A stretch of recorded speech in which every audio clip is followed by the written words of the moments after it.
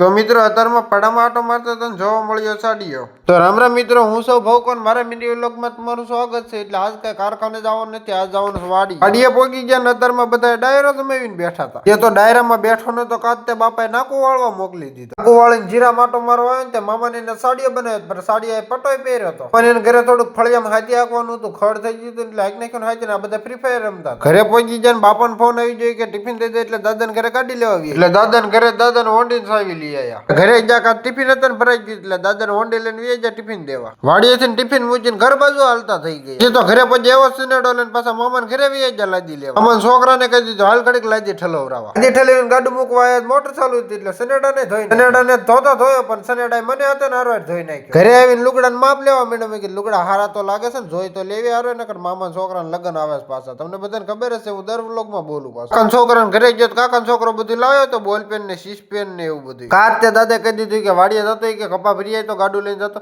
કાં વાહે ભીખો હતો ને ઉભો. આ તો સાડીએ મારી સનેડા કરતા મોર સાયકલ કરી દીધી, વાહે ભરી લીધો કપા બધો. હજી તો કપા ઠેલવીને આવ્યો તો કા બાપા હતા કહી દીધું કે જતો કે દુકાને ખાતરની ઠેલી લઈ આવી તો. એટલે આપણે કઈ નમતું તો મુકાય નહીં એટલે ખાતરની ઠેલી લઈને વાડી આવી જીધું કીધું નાખી દે જીરામાં. તો મિત્રો ઉભા જીરામાં તો કાલ ખાતર નાખી દઉં ને. આ મિલિયન લોકો મારા પૂરો થશે ને, તમને ગમ્યું હોય લાઈક શેર કરતા જજો.